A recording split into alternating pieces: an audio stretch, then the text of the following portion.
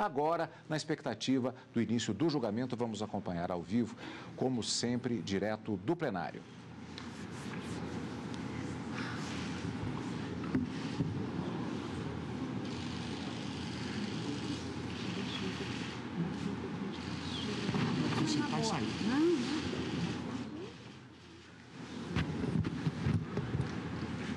Boa tarde a todos. Podemos nos assentar, por favor. Declaro aberta a sessão ordinária deste plenário do Supremo Tribunal Federal. Passo a palavra à senhora secretária para a leitura da ata da sessão anterior. Ata da segunda sessão extraordinária, realizada em 7 de fevereiro de 2018.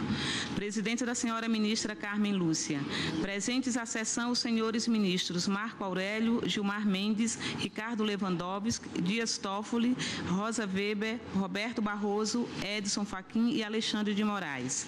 Ausentes justificadamente os ministros Celso de Mello e Luiz Fux. Procuradora-Geral da República, doutora Raquel Elias Ferreira Dodge. Abriu-se a sessão às 9 horas, sendo lida e aprovada a ata da sessão anterior. Na ocasião, o plenário julgou 10 processos, dentre os quais 2 ações diretas de inconstitucionalidade. Indago dos senhores ministros se há alguma observação, retificação, anotação a fazer sobre a ata. Não havendo, declaro-a aprovada. Apregou para julgamento da relatoria do eminente ministro Marco Aurélio a ação direta de inconstitucionalidade 1931, sendo autora a Confederação Nacional de Saúde, Hospitais, Estabelecimentos e Serviços, CNS, sendo interessados o Presidente da República e o Congresso Nacional. Senhor ministro, haverá 2 sustentações orais, razão pela qual, inicialmente, passo a palavra a Vossa Excelência para o relatório. Estou impedido, certo? Sim, foi devidamente anotado. À vontade. Presidente, tem um minucioso relatório. Um relatório de 26 folhas. Não vou lê-lo. Procedi a juntada ao processo e ele foi distribuído aos colegas. O que se discute nesta ação, que é de uma abrangência maior, se discute a harmonia ou não de uma lei federal, a lei que dispõe sobre os planos e seguros privados de assistência à saúde, a Lei 9.656 de 98, com a Constituição Federal, e consideradas alterações introduzidas por medida provisória e reedições de medida provisória. Nós ouviremos, os senhores advogados da tribuna sobre a matéria e procurarei no voto elucidar todas as questões, enfrentando os pedidos formalizados na inicial da ação direta de inconstitucionalidade. Dou, portanto, o relatório como feito. Pois não. Convido a falar pela autora Confederação Nacional de Saúde, Hospitais, Estabelecimentos e Serviços, o doutor Marcelo Ribeiro. Doutor Marcelo, Vossa Excelência terá até 15 minutos para se pronunciar e está com a palavra. Excelentíssima senhora presidente, excelentíssima senhora ministra Rosa Weber, doutora procuradora, excelentíssimos senhores ministros. Essa ação é uma ação já antiga. Foi proposta por mim em 1998. Na época, relator o ministro Maurício Correia. Em 2003, foi concedida a liminar, em parte, para que fossem suspensos os dispositivos da lei impugnada, que é a lei que trata dos planos de saúde, que determinavam sua aplicação retroativa. A lei tinha 2 dispositivos que eram muito claros nesse sentido. Um deles criou um plano referência que deveria ser oferecido a todos os consumidores. Isso não existia naquela época. E esse artigo, que é o artigo 10, em seu parágrafo 2º, afirmou que o plano deveria ser oferecido para os futuros, ou seja, a partir da lei, e atuais consumidores. Com isso, entendeu-se, por unanimade nesse plenário, que, ao se referir aos atuais consumidores, a lei estaria violando o ato jurídico perfeito e o direito adquirido, determinando a retroação, porque pegaria aqueles contratos já formalizados antes da vigência da lei. E o artigo 35, que agora está com 35E, na época, se não me engano, é 35G ou H, dizia com todas as letras. Esse artigo, aliás, parece ter sido feito para ser julgado inconstitucional, porque diz assim: aplicam seus contratos celebrados antes da vigência desta lei os seguintes dispositivos. Ele fala desse jeito, assim. Então, realmente ficou difícil de dizer que não era retroativo. O Supremo Tribunal, então, por unanimidade, em 2003, julgou inconstitucionais, considerou liminar, suspendendo a eficácia desses dispositivos. Essa matéria é uma matéria pacífica na Corte, é muito que a Corte entende que a lei não pode retroagir para prejudicar o direito adquirido e o ato perfeito. Na época do julgamento da liminar, o ministro Maurício Corrêa assentou, aspas, os contratos assinados com os consumidores antes da nova legislação não podem ser modificados pelas regras ora impostas, sob pena de violação ao princípio do direito adquirido, do ativo perfeito e garantias constitucionais. De fato, os dispositivos transcritos interferem na órbita do direito adquirido e do ativo perfeito. A retroatividade determinada faz incidir regras da legislação nova sobre cláusulas contratuais pré-existentes. O ministro Nelson Jobim, que pediu vista e trouxe um voto escrito também, disse: a esse contrato se aplica sem restrições a jurisprudência do tribunal, expressada no voto de Moreira Alves, na DIN 493, citada por Maurício, onde aparece a irrelevância da distinção entre normas cogentes de direito público e normas de direito privado. E no final diz que resulta que esse contrato, como ato jurídico perfeito, tem seus efeitos futuros postos a salvo de modificação que lei nova faça com relação a tais cláusulas. Então aqui me parece que não há grande controvérsia. Já temos aí de 2003 a 2018, 15 anos, que estão suspensos esse dispositivo em razão da retroatividade. É uma matéria pacífica na Corte, foi decisão por unanimidade, não vou me estender sobre esse assunto.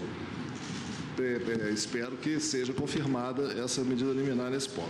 Não foi concedida liminar sobre os outros aspectos da ação direta. Entre eles, há um que tem uma maior importância, que é em relação ao artigo 32 da lei. Esse artigo 32 da lei, ele determinou uma espécie de ressarcimento, que não é ressarcimento, uma espécie de indenização que não é indenização. O que esse artigo 32 fez? Ele diz o seguinte, eu vou ler o teor do artigo, diz assim: serão ressarcidos pelas operadoras dos produtos, etc. e tal, os serviços de atendimento à saúde previstos nos contratos prestados a seus consumidores respectivos dependentes em instituições públicas ou contratadas integrantes do Sistema Único de Saúde. O que quer dizer isso? Quer dizer o seguinte: eu pago os impostos, sou um cidadão, tenho direito, se eu quebrar a perna, entrar no hospital e pedir para botar um gesso lá na minha perna.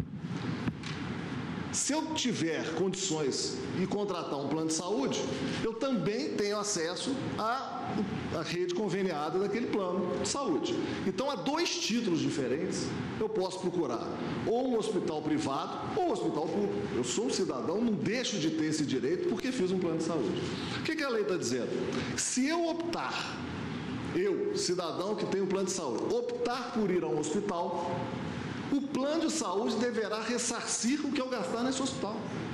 Quer dizer, isso, com todo respeito, não tem o menor sentido. Primeiro, a saúde é um dever de Estado. Está escrito no artigo 196. Estou achando ele aqui. Artigo 196 da Constituição. A saúde é direito de todos e dever do Estado, garantido mediante políticas, etc. Então, o Estado tem obrigação de fornecer a saúde. Isso foi uma opção do Constituinte brasileiro. Há outros países que não é assim. Nós presenciamos aí nos Estados Unidos a discussão que houve, gritante e muito intensa, a respeito do Obamacare, que nada mais é do que o Estado garantir plano de saúde para as pessoas. E não desse jeito que era no Brasil. Então, no Brasil, o Estado tem o dever de prestar saúde. Se ele tem o dever, não se pode transferir esse dever para as instituições privadas, que é o que está sendo feito aqui. Quer dizer, ao invés da instituição privada poder concorrer na iniciativa privada oferecendo a saúde, ela passa a ser obrigada a ressarcir quando um contratante seu exercer o direito que ele tem, pagador de impostos, de ir num hospital público.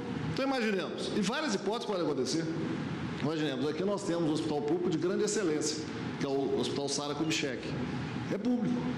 Quer dizer, por que eu posso querer ir ao Sara Kubitschek, independentemente de eu ter ou não um contrato com o plano de saúde? Eu posso querer porque eu acho que lá é melhor. Pode eventualmente acontecer de eu não ter uma cobertura do meu plano de saúde e querer procurar um hospital privado. Desculpa, hospital público. O que o meu plano de saúde tem a ver com isso? Nada. Ele está prestando serviço para mim. Se eu utilizar, ele vai ter que pagar. Agora, se eu estou procurando a rede pública, isso não tem absolutamente nada a ver com o meu contrato de plano de saúde. Isso é um exemplo, coisa que eu pensei. Imaginemos que eu contrate, moro numa casa aqui no Lago Sul, tem assalto todo dia, eu vindo agora do carro já ouvi notícia de um outro assalto lá, resolvo contratar segurança armada. Ministro Fux, eu estou impedido de chamar a polícia se tiver um assalto na minha casa, um roubo? Se a polícia for lá, essa empresa privada vai ter que pagar depois o governo, porque usou o serviço público de segurança? Quer dizer, é a mesma coisa, só que na saúde. Então, aqui, realmente, esse artigo 32, ele viola o 196, viola também o 199, que afirma que a assistência à saúde é livre à iniciativa privada, e também estabelece uma forma de financiamento da Seguridade Social, impondo a uma determinada categoria só, que são as operadoras de plano de saúde, a obrigação de financiar. Quando o artigo 195 da Constituição diz a Seguridade Social será financiada por toda a sociedade, por meio de impostos, enfim, dos tributos em geral. E ainda acrescenta no parágrafo 4º que poderão ser instituídas outras fontes destinadas a garantir a manutenção ou expansão da Seguridade Social, observado o disposto no artigo 154.1, que exige lei complementar. Essa lei não é complementar. Então, transfere-se a obrigação que é do Estado para o setor privado. Isso já viola os artigos que dizem que é dever do Estado e que a iniciativa privada é livre para explorar. É livre, mas não é obrigada. Cria-se uma fonte de financiamento que não é geral, apenas para uma determinada categoria. E, além disso, ainda se estabelece essa nova fonte por uma lei ordinária quando se exige lei complementar. Então, há várias razões, data velha, para que seja julgada procedente a ação também em relação a esse artigo 32, embora no pedido de liminar não tenha sido acatado. Como também os demais dispositivos, que são muitos, e o eminente ministro relator, como é de costume, sempre examinando detalhadamente as questões, vai demonstrar ao tribunal. Mas, basicamente, as questões mais relevantes hoje para que se colocar da tribuna em relação a essa DIN são a retroatividade, que é pacífica, e a questão do ressarcimento, que também será explorada, acredito eu, quando se julgar o recurso extraordinário a respeito da matéria. Mas espera-se a procedência. Agradeço a Vossa Excelência e convido a ministra Gleice Maria Fernandes Mendonça, advogada-geral da União, que falará pelo presidente da República, pelas casas do Legislativo. Portanto, com a palavra, Vossa Excelência também pelo período máximo de 15 minutos. Tem a palavra. Excelentíssima senhora ministra-presidente, senhora ministra, senhores ministros, senhora procuradora-geral da República. A Lei 9.656 é uma lei que veio estabelecer regras próprias para os planos e seguros privados de assistência à saúde. Ela teve uma grande virtude, porque a partir de seu advento, várias práticas foram afastadas, relacionadas exatamente a esse tema, da relação estabelecida entre o usuário e a operadora de plano de saúde. Por quê? Porque essa lei trouxe premissas, trouxe parâmetros para a contratação, para a comercialização, para o registro das operadoras de plano de saúde, para a fixação de preços, para reajustes e para o ressarcimento também do Sistema Único de Saúde. Previsão essa aqui impugnada na tribuna, consignada no artigo 32 da lei. Porque até o advento dessa norma, senhores ministros, essas cláusulas, elas eram fixadas unilateralmente pelas operadoras. Na verdade, o que se tinha era um quadro em que a cobertura se dava de acordo com o gosto da operadora. Isso tudo consta da exposição de motivos, não é nenhum registro inovador aqui da tribuna, porque a exposição de motivos, de fato, registra situações concretas que atestam exatamente essa posição de desvantagem e de abuso mesmo cometido em face do consumidor. E aí, não obstante todo esse avanço trazido pela norma, o fato certo é que a norma foi objeto de impugnação na ação direta de inconstitucionalidade, com o escopo de que, se ele disse da ordem jurídica nacional, essas normas protetivas do consumidor e também protetivas do Sistema Único de Saúde, que é estabelecido em prol, em favor de toda a coletividade, de toda a sociedade brasileira. O que, de fato, se tem aí é um acervo de argumentações, algumas delas na perspectiva da inconstitucionalidade formal, que essa Suprema Corte, no julgamento de 2003, já afastou, e, portanto, aqui peço licença apenas para reportar os termos do que foi julgado por esse Supremo Tribunal Federal, e também na perspectiva material, algumas questões, de fato, ainda remanescem, a exemplo do próprio artigo 32, aqui mencionado. O fato certo é que toda a base, toda a premissa da tese desenvolvida pela autora parte do pressuposto de que as regras consignadas na lei impugnada estaria transferindo um dever, uma obrigatoriedade própria do Estado para as entidades privadas. Premissa que, para a Advocacia Geral da União, não procede à luz da própria Constituição, porque, muito embora a Constituição Federal, no artigo 196, tenha estabelecido que a saúde é direito de todos e dever do Estado, o fato certo é que o artigo 197 igualmente estabelece que a execução dessas ações e desses serviços de saúde se dará nos termos da lei, diretamente pelo Estado, ou por terceiros e também por pessoa física ou jurídica de direito privado. Portanto, a execução, aliás, a Constituição usa a expressão clara, ela diz devendo a execução. Quer dizer, a execução deve se dar diretamente pelo Estado, ou por terceiro, ou por pessoa jurídica de direito privado, física ou a empresa. Portanto, há sim uma sistemática estabelecida na Constituição que traz um tratamento específico também para o desenvolvimento dessas atividades por parte de entidades e de empresas. E o que se tem, na verdade, no artigo 32, impugnado, é de fato uma previsão de ressarcimento ao Sistema Único de Saúde, dada a possibilidade concreta, inclusive, da configuração da seguinte situação: o consumidor celebrou o contrato com determinada operadora de plano de saúde para aquela cobertura.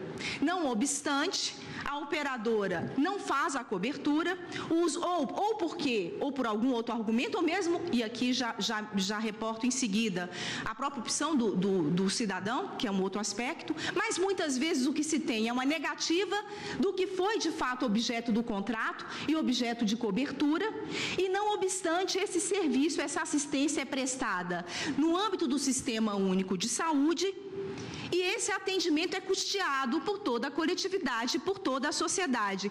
E por que o ressarcimento é importante? É importante para se buscar construir um equilíbrio entre dois sistemas: o Sistema Único de Saúde e o Sistema de Saúde Suplementar. Porque também é inadmissível nessa perspectiva, e não seria consentâneo também com a Constituição, em especial o princípio que protege o consumidor, mas também a própria rigidez do Sistema Único de Saúde, que, muito embora aquele serviço tivesse sido objeto de contratação, muito embora a operadora tivesse se comprometido a fazer frente àquela cobertura, a cobertura tivesse sido rejeitada, o consumidor tivesse se dirigido ao Sistema Único de Saúde, o atendimento tivesse sido feito pelo sistema, que é custeado por toda a coletividade, e, não obstante o valor pago pelo consumidor, a operadora nenhum ressarcimento ou nada deveria para toda a coletividade brasileira. Na verdade, uma atuação dessa ordem configura, e com muita clareza, um subsídio, sim, vedado pela Constituição Federal, no próprio artigo 199, parágrafo 2º, na medida em que, a partir do momento em que a operadora deixa de custear aquilo que ela deveria, de fato, cobrir, fazer frente, há um ganho, sim, econômico para a operadora, porque ela recebeu do consumidor o recurso para aquela finalidade. Então, nessa perspectiva, há um benefício econômico claro para a operadora de plano de saúde. E daí a razão pela qual o Estado acaba por indiretamente patrocinar também aquela atividade econômica em violação frontal ao artigo 199, parágrafo 2º da Constituição da República, que veda a destinação de recursos públicos para auxílios e subvenções às instituições privadas com fins lucrativos.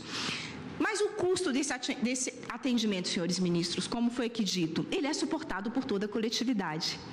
E com esse ressarcimento é importante destacar que não há um único custo adicional para as operadoras de planos de saúde. Por quê? Porque somente serão cobrados aqueles montantes, aquele valor correspondente efetivamente ao que estava previsto no contrato como sendo objeto de cobertura. Não há possibilidade de se cobrar da operadora o que não restou consignado. Portanto, há um limite, que é um limite contratual, que também é respeitado aqui pelo Sistema Único de Saúde. E aqui há uma premissa que é importante de se destacar, porque se o beneficiário do plano de saúde, ele for atendido na rede privada, a operadora vai efetuar o pagamento para a rede privada do custo daquele atendimento. Não obstante, quando o beneficiário é atendido pelo Sistema Único, não há o pagamento daquele recurso correspondente ao atendimento. Quando, na verdade, a sistemática tem que ser inversa. Se também é pago para a rede privada, com muito mais razão, também esse pagamento há que ser feito em prol do Sistema Único de Saúde, que favorece toda a população brasileira. E aqui um aspecto importante, que é a questão do custo do que é cobrado efetivamente na rede pública frente ao custo do serviço que é cobrado pela iniciativa privada. Os dados e os estudos, inclusive acostados aos autos e destacado nos memoriais distribuídos a vossas excelências, revela exatamente que aquele mesmíssimo atendimento custa para o Sistema Único de Saúde ou é cobrado pelo SUS algo em torno de 1/10 do valor do que é cobrado da rede privada. Na verdade, aqui o que se tem é sim um ressarcimento mínimo do serviço que é prestado pelo Estado, custeado pelo Estado.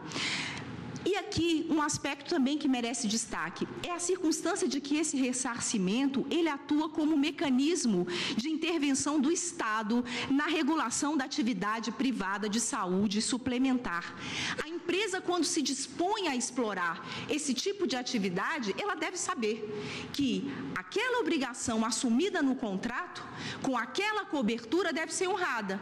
E quando o beneficiário for fazer uso do serviço no Sistema Único de Saúde, ela também já detém a obrigação de promover o ressarcimento, até mesmo, senhores ministros, à luz do princípio da solidariedade, porque há sim uma dimensão social nessa perspectiva de ressarcimento por parte dessas operadoras, já que o recurso é por elas recebido e recurso oriundo do próprio usuário. Então, também por conta de uma perspectiva de responsabilidade e de atenção aí ao princípio da solidariedade, há também que se ter em conta a legitimidade desse ressarcimento. E aqui não há que se cogitar da opção do cidadão, por óbvio que o cidadão tem o direito de escolha, de optar por um atendimento na rede privada ou de optar por um atendimento na rede pública. Essa liberdade de escolha do cidadão, ela não é de forma alguma elidida pelo artigo 32.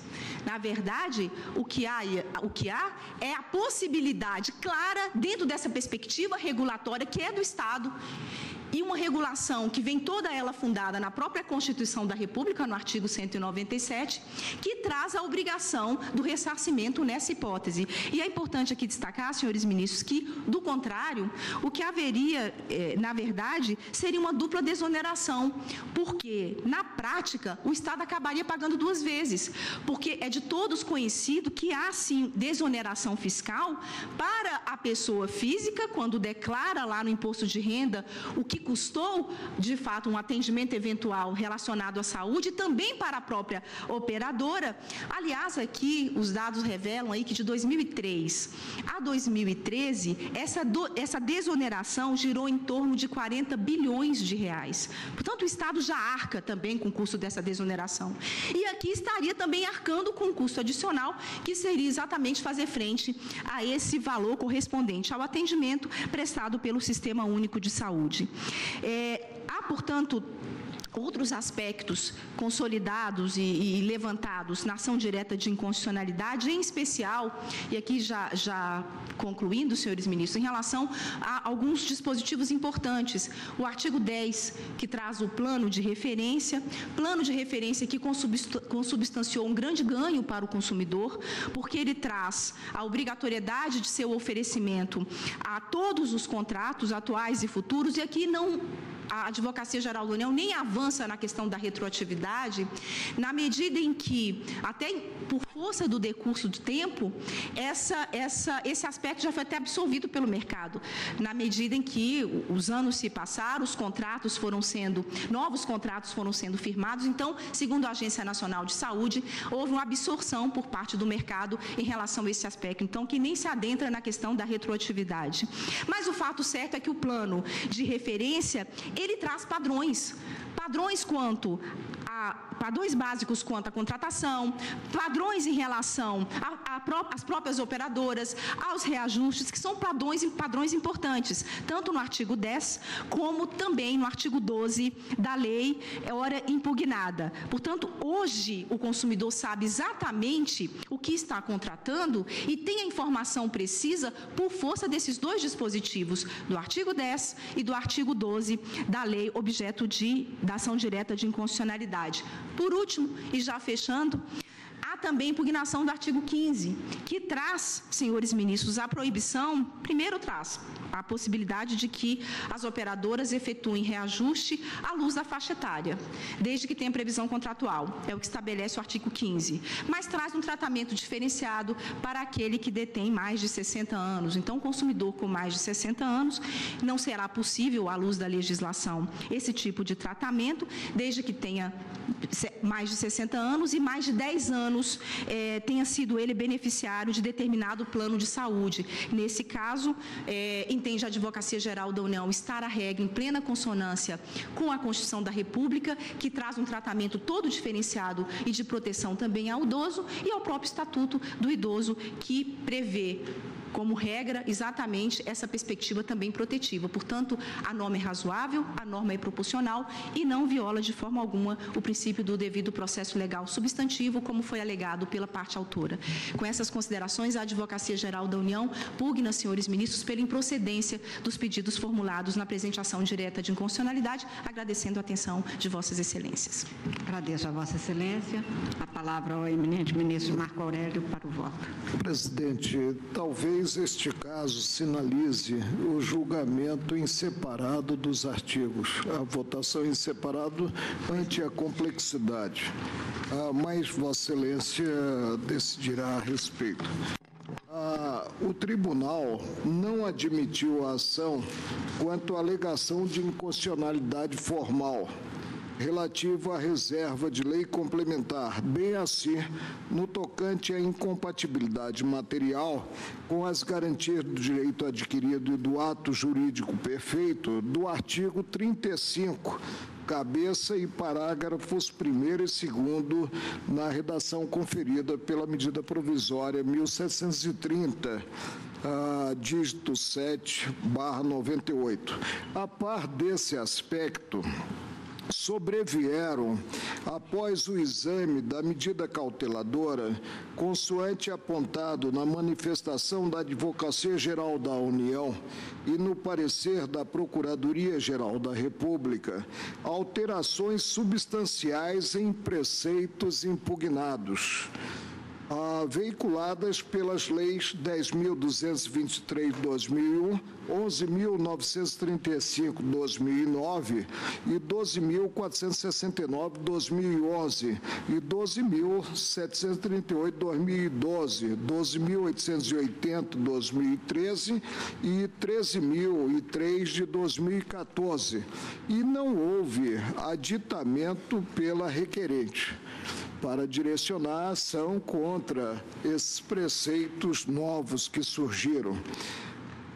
O surgimento de nova realidade normativa a suplantar no campo abstrato o ato impugnado no âmbito do controle concentrado implica a perda superveniente de objeto, fica prejudicado o exame dos artigos 10, inciso 6, 12, inciso 1, a linha C, inciso 2, a linha G e parágrafos 4º e 5º, e 32, parágrafos 1º, 3º, 7º e 9º da Lei 9.656 de 98.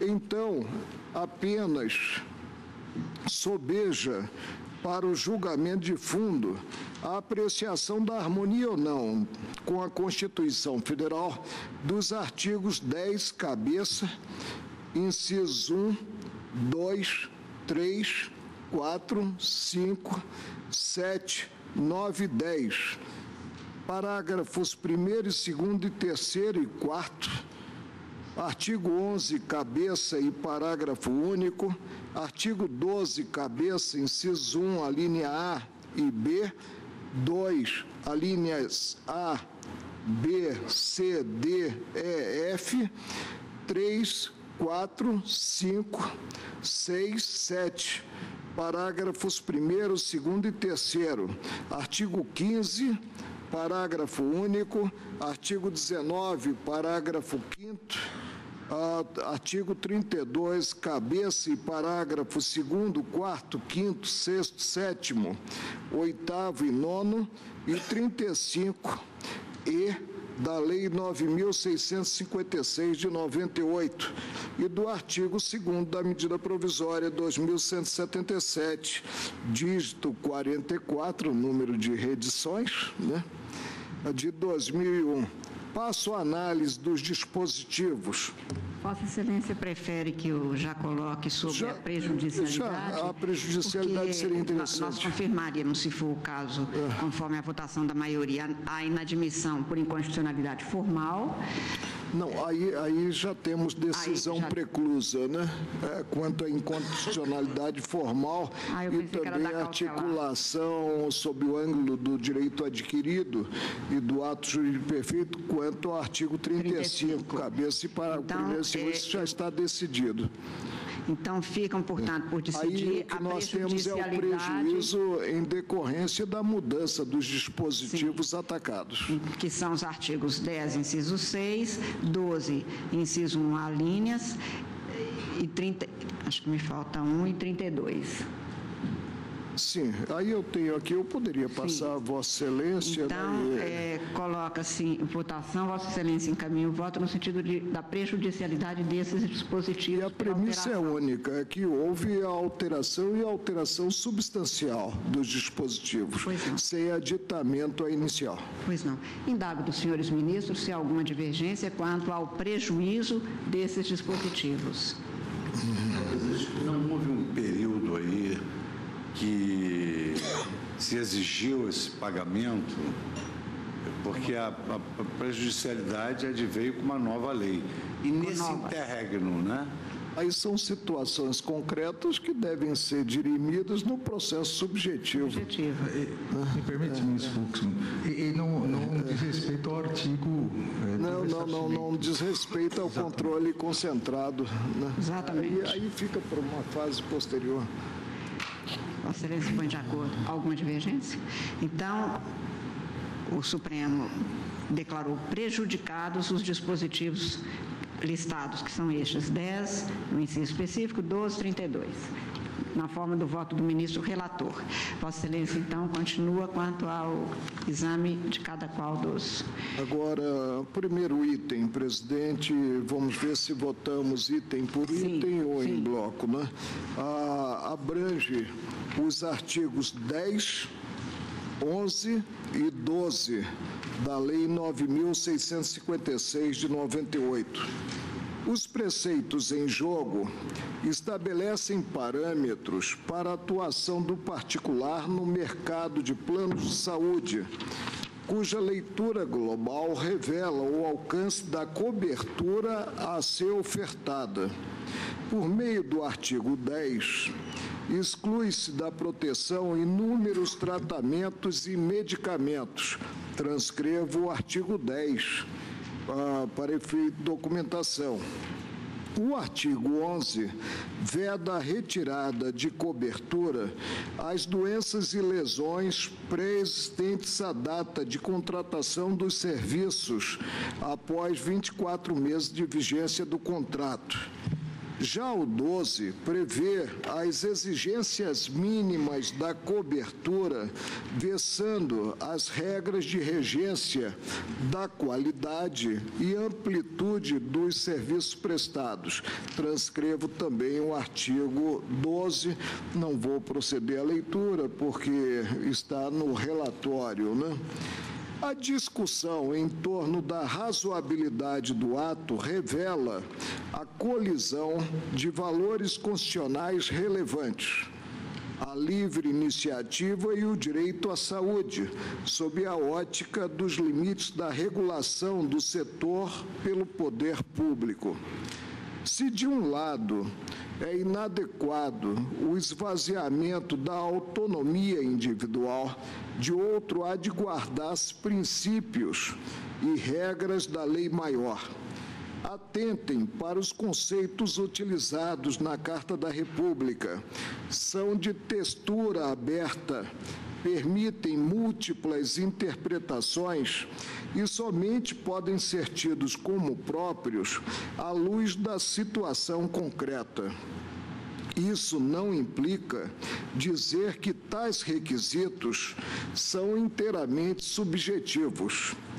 A indeterminação atinente ao disposto na Constituição Federal exige a análise da opção do intérprete sob o ângulo conceitual, o que deve ser feito em atenção ao princípio da separação de poderes e à necessidade de reconhecer espaço legítimo de interpretação constitucional aos demais agentes políticos de cúpula do Estado. Os limites da intervenção estatal estão versados no diploma maior, considerada a ausência de direito fundamental absoluto. Cumpre ao Supremo, tendo em conta princípios constitucionais, harmonizar esses conflitos inevitáveis. Indaga-se o legislador, ao restringir a liberdade de contratação, atuou de forma consentânea com a proteção de outras garantias fundamentais? É a questão que se coloca. A resposta é positiva. Atuou em observância a outras garantias fundamentais. Descabe articular com ofensa ao devido processo legal substantivo, no que preconizada a proporcionalidade do ato atacado. Interveio o legislador na medida necessária para assegurar a prestação idônea dos serviços à população.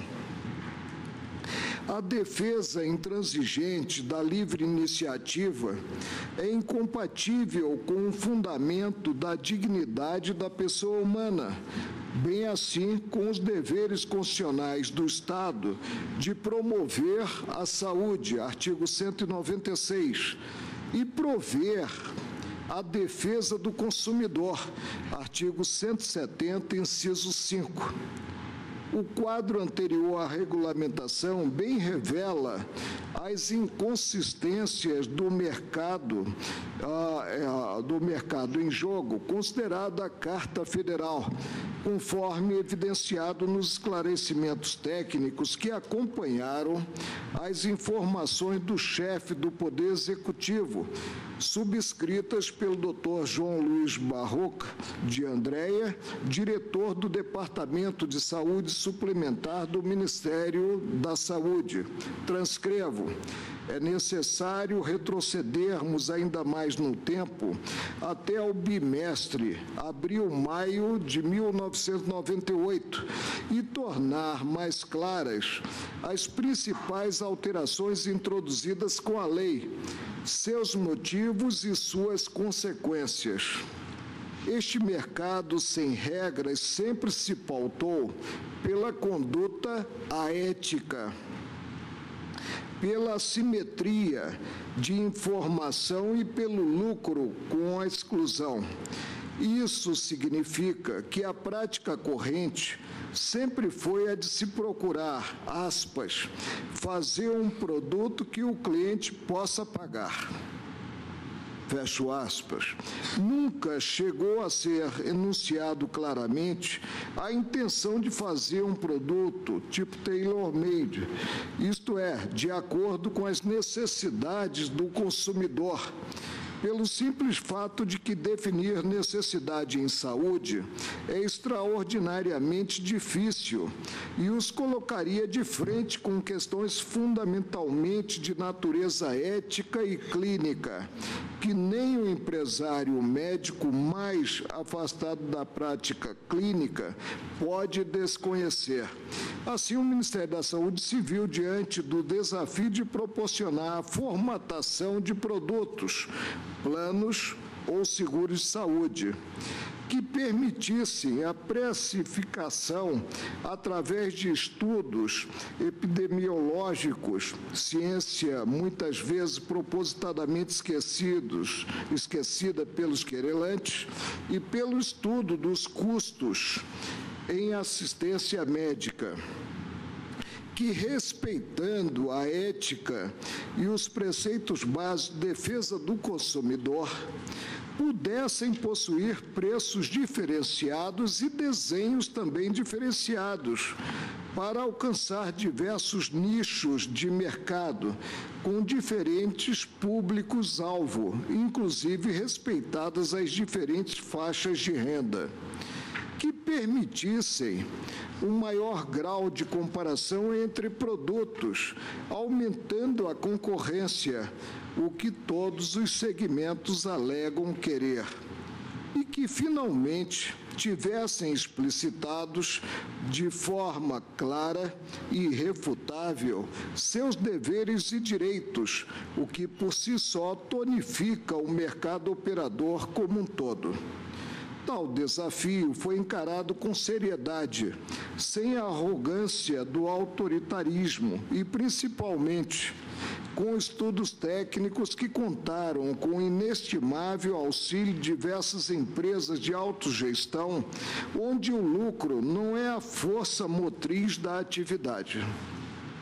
Ressaltamos mais uma vez que toda nova formatação de produtos foi acompanhada de prazos suficientes para que os consumidores aguardassem a época de renovação de seus contratos vigentes, sem interferência irracional sobre eles, portanto, para adaptação ou opção por novos produtos, já de acordo com a lei e seus regulamentos. Digo, presidente, verifica-se, mediante a leitura do diploma impugnado, ter o legislador atentado para o objetivo maior do Estado, proporcionar vida gregária segura e com um mínimo de conforto suficiente a satisfazer valor maior, a preservação da dignidade do homem. Excluiu-se da cobertura, entre outros medicamentos não nacionalizados, bem como tratamentos experimentais e aqueles com finalidade estética, evitando a imposição de ônus excessivo aos prestadores de serviço. Foram incluídos, porém, aspectos básicos dos atendimentos ambulatorial, hospitalar, obstétrico e odontológico, sem os quais a prestação seria incompleta, onerando demasiadamente o consumidor. É impróprio arguir a falta de razoabilidade da obrigação de o plano de saúde abranger todas as enfermidades especificadas na classificação estatística internacional de doenças e problemas relacionados com a saúde. O mesmo ocorre no tocante à cobertura de patologias pré-existentes, cujo tratamento objetivo conferido pelo diploma impede posturas arbitrárias, resguardando o atendimento do consumidor acometido por doença grave, posteriormente à celebração da avença. O ônus, é importante destacar, não recai apenas sobre a empresa. Faculta-se à entidade a realização de exame clínico laboratorial prévio à contratação e a rescisão contratual em caso de fraude relacionada ao estado de saúde do consumidor, nos termos da Resolução Normativa 162 de 2007, da Agência Nacional de Saúde Suplementar, que regulamenta o artigo 11 da Lei 9.656 de 98. Também surge impertinente atribuir ao diploma a pecha de desproporcional por obrigar o plano de saúde a cobrir, sem limitação, a quantidade de exames e internações estipulada pelo médico responsável. A observância do que determinado pela autoridade clínica consiste em pressuposto mínimo de qualidade do serviço prestado. Descabe articular com a extravagância, presumindo fraudes na atuação de profissionais da saúde, na atuação dos médicos. Eventuais ilícitos praticados devem ser repreendidos na seara apropriada, sem constituírem regra geral, tampouco justificativa para a prestação inadequada de serviços.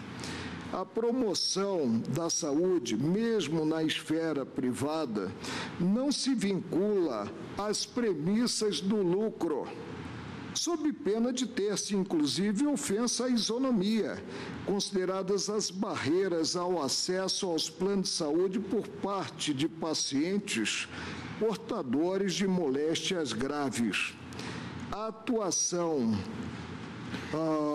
no lucrativo mercado de planos de saúde não pode ocorrer à revelia da importância desse serviço social, reconhecida no artigo 197 do texto maior, artigo 197, são de relevância pública as ações e serviços de saúde cabendo ao poder público dispor, nos termos da lei, sob sua regulamentação, fiscalização e controle, devendo sua execução ser feita diretamente ou através de terceiros e também por pessoa física ou jurídica, direito privado.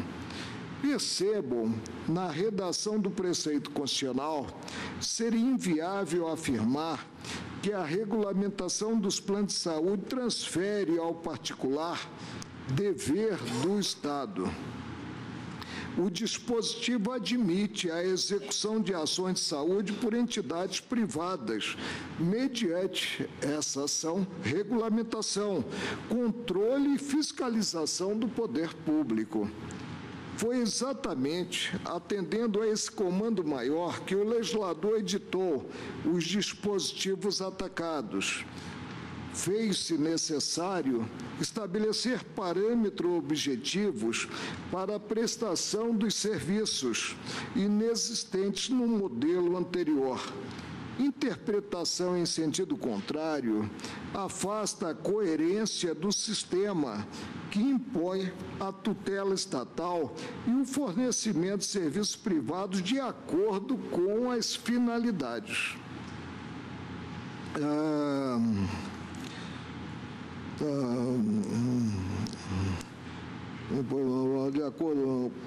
De acordo com as finalidades da Carta da República. A promoção da saúde pelo particular não exclui o dever do Estado, mas deve ser realizada dentro das balizas do interesse coletivo. Portanto, ante essas razões, presidente, improcede a articulação por desproporcionalidade, por falta de razoabilidade, de conflito dos artigos 10, 11 e 12 da Lei 9.656 de 98 com a Constituição Federal. Votamos a matéria, né? O ministro relator vota no sentido de julgar improcedente a ação nos itens que se referem à arguição de constitucionalidade dos artigos 10, 11 e 12 com os dispositivos específicos. Ministro Alexandre de Moraes. Presidente, a meu ver aqui em relação especificamente ao artigo 10, 11 e 12, a Constituição Federal não só no artigo 196, mas é importante também relembrar, no preâmbulo da Constituição Federal, ela estabelece que o nosso Estado democrático deve assegurar o bem-estar da sociedade. Depois, no 196, e obviamente dentro dessa ideia de bem-estar é o direito à saúde, no 196 traz, como bem ressaltado pelo ilustre relator, ministro Marco Aurélio, a saúde como direito, como dever do Estado, mas permite, também ressaltado no artigo 197, que esses serviços de saúde sejam executados por meio de terceiros, que é exatamente o caso aqui que se trata. Mas que sejam executados por terceiros, não só mediante a regulamentação do poder público, mas mediante a finalidade que a Constituição traz na proteção à saúde.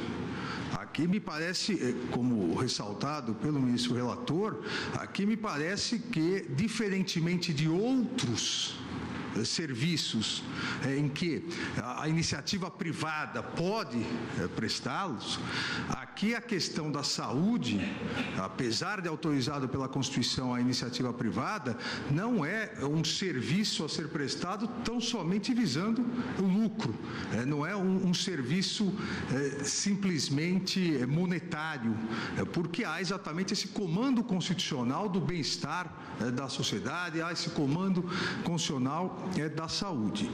Dentro dessa ideia e analisando o artigo 10, 11 e 12, me parece que não há nenhuma desproporcionalidade. Eu diria até que o artigo 10, ele é pródigo em excetuar obrigações à iniciativa privada. Foi bem pródigo nessa exceção. Eu diria que se desproporcionalidade houvesse, seria em relação a todos aqueles que pagam o plano de saúde, porque tudo de novo, eu diria, o que pode surgir de novo está excluído. E nós sabemos aqui no Supremo Tribunal Federal e o Poder Judiciário como um todo, em virtude, inclusive, dessas exceções, o número de ações judiciais existentes não só contra o SUS, por aqueles que têm planos de saúde, mas também contra os planos de saúde, em virtude dessa prodigialidade do artigo 10. Não me parece em momento algum que houve aqui, e já encurtando o voto, que será juntado posteriormente, mas não me parece que houve nenhuma ofensa ao devido processo legislativo substantivo. A razoabilidade está presente, a Constituição autoriza isso, então, com essas poucas observações, eu sigo integralmente o detalhado voto do eminente ministro relator. Agradeço a Vossa Excelência. Ministro Edson Fachin. Senhora Presidente, eminente ministro relator, eminentes pares, há um dado inicial que me permitiria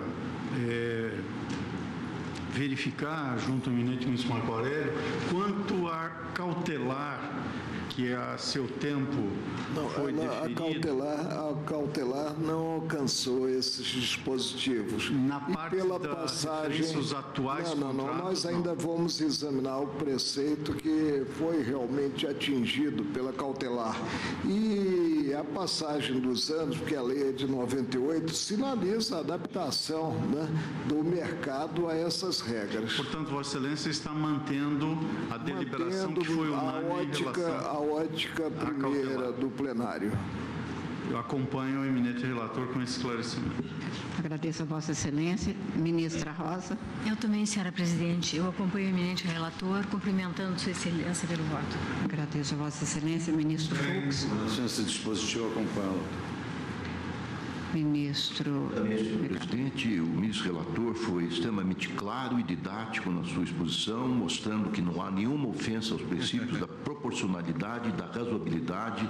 Também fiquei vivamente impressionado pela intervenção da ministra Grace, da tribuna, que assentou que esta lei é uma forma de intervenção do Estado nesse delicado setor da saúde privada, dos planos privados de saúde, em que deve haver um equilíbrio entre a iniciativa privada e a defesa do consumidor. Uma intervenção, portanto, benigna. Uma intervenção benigna e uma intervenção, a meu ver, muito bem calibrada, como Vossa Excelência bem ressaltou, baseada em estudos técnicos de grande valia e profundidade. E com o relator, portanto.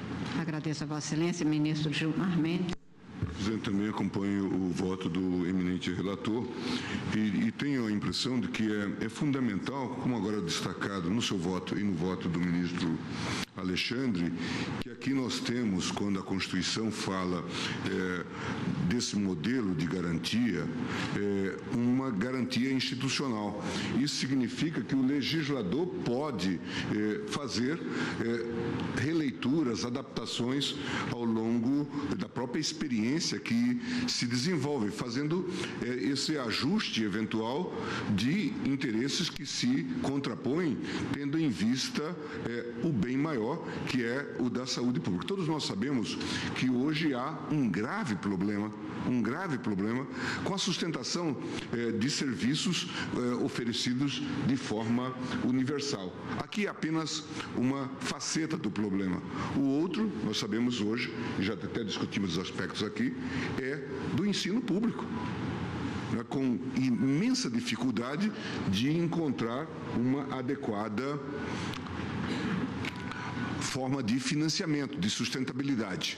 Os números que hoje correm na esfera, por exemplo, do ensino universitário, ainda esses dias falava com a secretária executiva, a professora Maria Helena, e ela dizia que praticamente nós nos encaminhamos para uma realidade em que a verba do MEC, uma boa parte dela, ao contrário do que ocorria há 10 anos, passa a ser consumida integralmente com o ensino superior, inviabilizando, portanto, as ações complementares que o Poder Público Federal teria que ter no âmbito do ensino médio e, inclusive, também do ensino básico. E aqui o que se busca é um tipo de disciplina e de adequação, fazendo esses devidos ajustes, uma vez que o sistema tem que ter também esse perfil complementar e que não pode haver, portanto, essa colisão. De modo que acompanho o relator em todas as suas fundamentações. Agradeço a Vossa Excelência, ministro Celso de Mello. Também ao senhora Presidente, acompanho integralmente o voto do eminente ministro relator. Destaco, como aqui já foi assinalado, que essa é uma matéria extremamente delicada, porque envolve a questão da saúde pública. E é tão importante esse tema que, depois de o artigo da Constituição estabelecer que são de relevância pública as ações e serviços de saúde, cabendo inclusive ao poder público dispor nos termos da lei sobre sua regulamentação, fiscalização e controle, dá ao Ministério Público, como uma de suas mais expressivas funções institucionais, a condição de atuar nessa área como um verdadeiro defensor do povo, segundo o próprio modelo estabelecido pela Constituição do Reino da Espanha, da Constituição Espanhola de 1978. O artigo 129, inciso 2º da Constituição, contém o fundamento, o suporte normativo que legitima a ação fiscalizadora do Ministério Público quando se tratar de impor aos poderes públicos e aos agentes dos serviços de relevância pública, como as ações e serviços de saúde, cuja execução compete não apenas diretamente ao próprio Estado, mas também indiretamente a terceiros, inclusive a pessoas físicas ou jurídicas de direito privado, essa cláusula da Constituição evidencia o caráter altamente relevante dessa matéria. Acho que o ministro Marco Aurélio, no seu minucioso voto, bem assinalou e bem destacou a plena compatibilidade da vertical das normas legais impugnadas em face das regras de parâmetro inscritas na Constituição. Acompanho, portanto, Sua Excelência integralmente. Também eu, cumprimentando o ministro Marco Aurélio pelo muito percussiente, profundo voto nessa passagem como antes, estou acompanhando. Tinha ficado, ministro, uma única preocupação no primeiro estudo, que era no parágrafo 2º do artigo 10, a referência a todos os seus atuais e futuros consumidores. Mas a passagem do tempo e a explicação de Vossa Excelência me fez relevar essa circunstância, porque a compatibilidade fica demonstrada com a Constituição, razão pela qual estou acompanhando Vossa Excelência e, portanto, quanto aos artigos 10, 11 e 12, a unanimidade do plenário quanto à improcedência Vamos da agora, arguição. presidente, à cláusula dos velhinhos, entre os quais me incluo. Também se alega, artigo 15, parágrafo único, artigo 15, parágrafo único da Lei 9.656 de 98.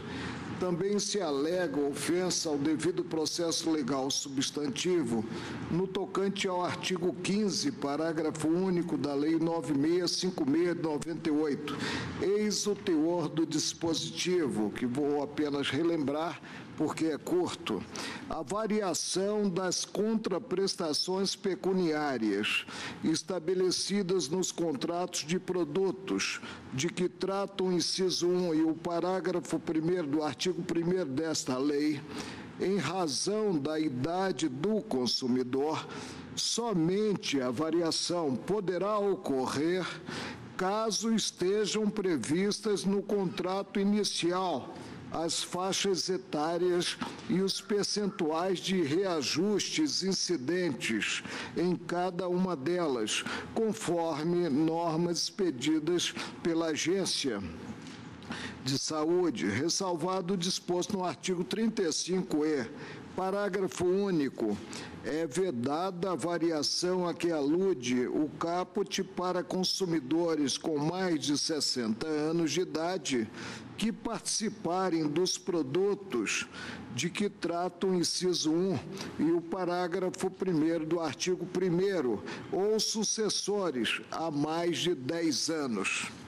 Como se observa, a norma inviabiliza a variação da contraprestação pecuniária relativamente a consumidores com mais de 60 anos de idade. A medida não é despropositada.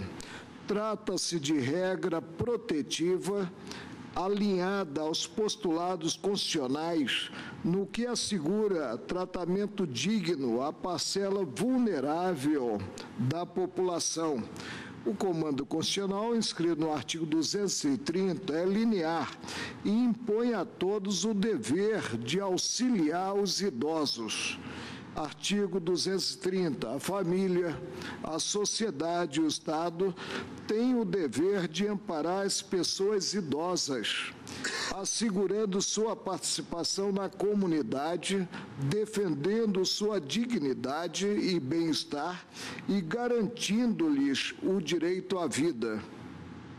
A ressaltar essa ótica, a própria evolução legislativa posterior à publicação do diploma questionado veiculou determinações igualmente tuteladoras, limitando a livre iniciativa em favor da proteção do idoso. É o que se extrai do artigo 15, parágrafo 3º do Estatuto do Idoso. Artigo 15. É assegurada a atenção integral à saúde do idoso por intermédio do Sistema Único de Saúde, SUS, garantindo-lhe o acesso universal e igualitário em conjunto articulado e contínuo das ações e serviços, para a prevenção, promoção, proteção e recuperação da saúde, incluindo a atenção especial às doenças que afetam preferencialmente os idosos. Parágrafo 3º, é vedada a discriminação do idoso nos planos de saúde pela cobrança de valores diferenciados em razão da idade. A par desse aspecto, o qual por si só legitima o preceito em jogo, é necessário reconhecer a razoabilidade da norma ao adicionar ao componente etário como requisito para estabilização da contraprestação a fidelidade ao plano de saúde por ao menos 10 anos. Eu voto no sentido da improcedência do pedido quanto a esse dispositivo. Positivo. Ministro Alexandre de Moraes, portanto, quanto ao artigo 15, parágrafo único. Presidente, eu também acompanho o voto do ilustre ministro relator, especialmente porque o parágrafo único do artigo 15 escolheu como discrimen para o tratamento diferenciado a proteção, como ressaltado pelo ministro Marco Aurélio, a proteção ao idoso, nos termos do artigo 230 da Constituição. E foi um passo a mais, ao meu ver, um importantíssimo passo a mais do que o parágrafo 3º do artigo 15 do Estatuto do Idoso também já houver estabelecido. Lá se vedou a discriminação do idoso nos planos de saúde. E aqui, não só a discriminação, se veda a discriminação, como também se dá uma segurança ao idoso em relação à eventual variação das contraprestações pecuniárias.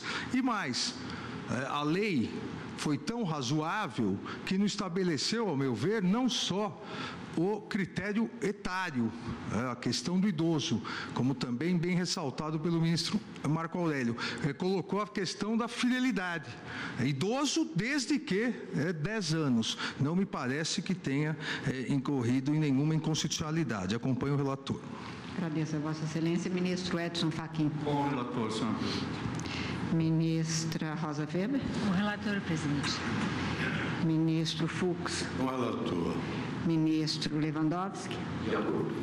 Ministro Gilmar. De acordo.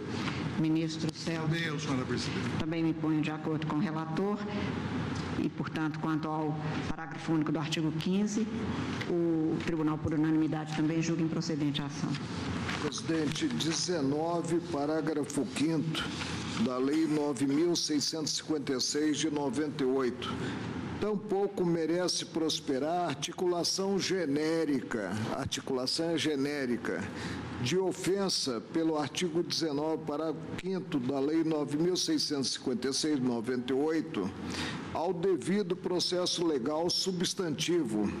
A redação é a seguinte: para requerer autorização definitiva de funcionamento, as pessoas jurídicas que já atuavam como operadoras ou administradoras dos produtos de que tratam o inciso 1 e o parágrafo 1º do artigo 1º desta lei terão prazo de 180 dias a partir da publicação da regulamentação específica pela agência. Parágrafo 5º.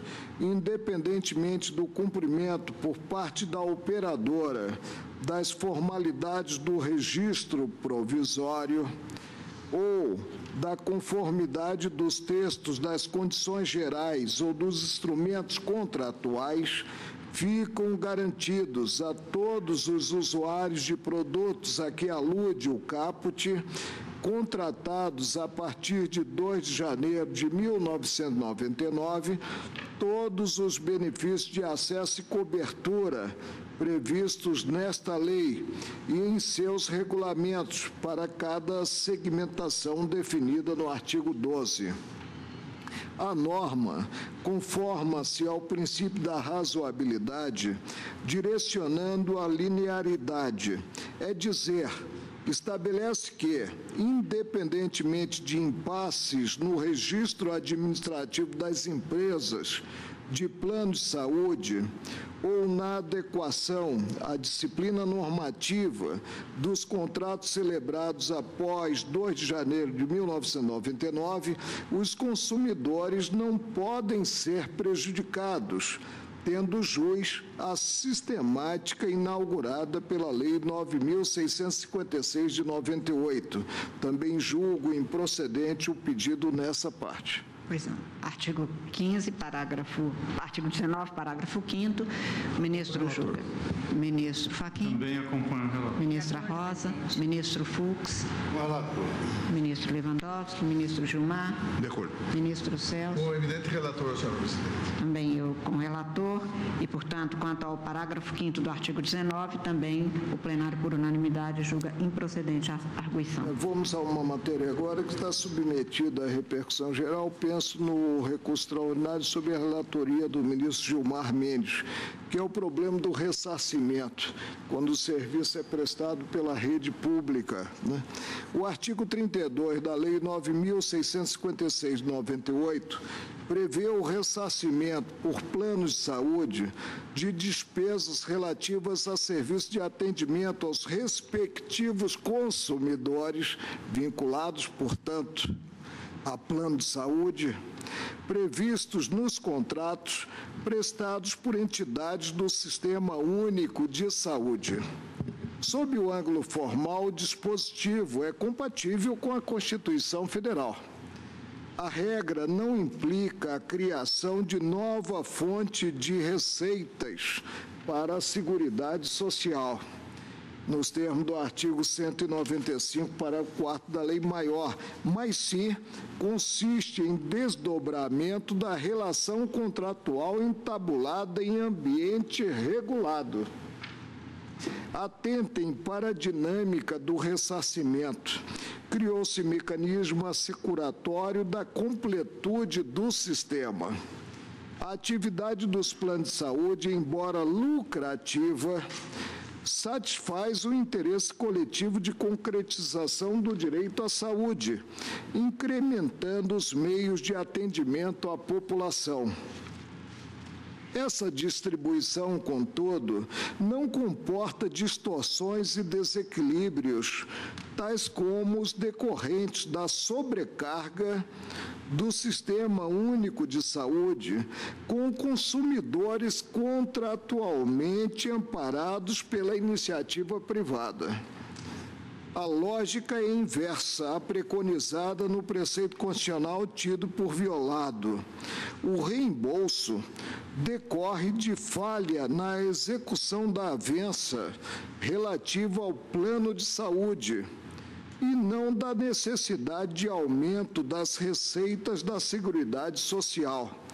Daí se extrai não ter sido o ressarcimento instituído para custear a Seguridade Social, mas para recompor despesas públicas atribuídas aos atores privados. A análise da natureza do ressarcimento evidencia também a conformidade do preceito com o devido processo legal substantivo. De início, saliento que o diploma não confere tratamento desigual entre cidadãos com e sem plano de saúde. Não é isso. A nenhuma pessoa será negado tratamento em hospital público, considerada a universalidade do sistema. Porém, se o poder público atende a particular em virtude de situação incluída na cobertura contratual, deve o Sistema Único de Saúde ser ressarcido, tal como faria o plano de saúde em se tratando de hospital privado.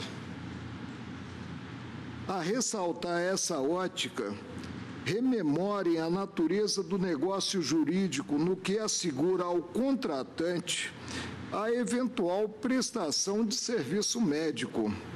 Não há o fornecimento do serviço em si, mas somente a garantia conferida pelo operador do plano de que, quando o atendimento se fizer necessário, será proporcionado pela própria rede credenciada ou ressarcido em proveito do usuário. Está-se diante de um contrato a garantir cobertura de eventuais despesas, no qual o contratante do plano substitui, mediante o pagamento de mensalidade à operadora, o risco individual por espécie de risco coletivo. Não se trata de contrato de natureza comutativa, em que o desembolso financeiro realizado pelo segurado corresponda exatamente a uma prestação. Eu penso que, mesmo tendo plano de saúde, todos torcem por não precisar acionar o plano de saúde.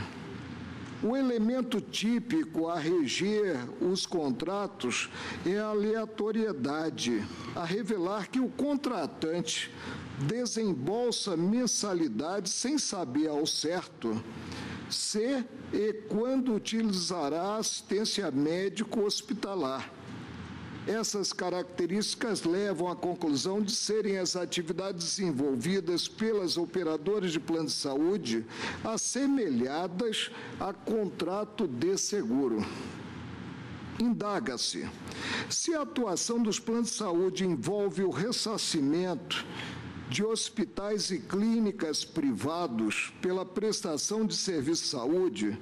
A gratuidade do Sistema Único de Saúde desobriga o reembolso? A resposta se mostra-se negativa, não desobriga. Embora o poder público atue gratuitamente em relação aos cidadãos, não faz no tocante a entidades cuja atividade fim é justamente assegurar a cobertura de lesões e doenças. Cabe distinguir os vínculos constitucionais entre o Estado e cidadão, artigo 196 da Constituição Federal, obrigacional entre pessoa e plano de saúde, e legal entre Estado e plano de saúde, artigo 32 da Lei 9656 de 98. A escolha do agente privado de atuar na prestação de relevantes serviços à saúde de forma concorrente com o Estado pressupõe a responsabilidade de arcar integralmente com as obrigações assumidas. A norma impede o enriquecimento ilícito das empresas e a perpetuação de modelo no qual o mercado de serviço de saúde submeta-se unicamente à lógica do lucro, ainda que às custas do erário. Entendimento em sentido contrário resulta em situação em que os planos de saúde recebem pagamentos mensais dos segurados, mas os serviços continuam a ser fornecidos pelo Estado, sem contrapartida.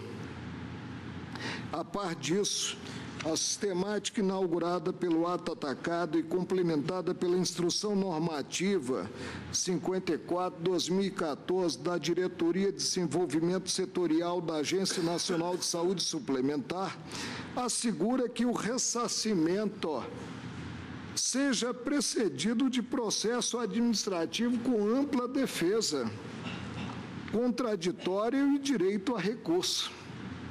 Nesse processo, a empresa pode opor inúmeras circunstâncias ao reembolso, como a carência contratual, o inadimplemento do segurado e a execução da avença em regime de coparticipação.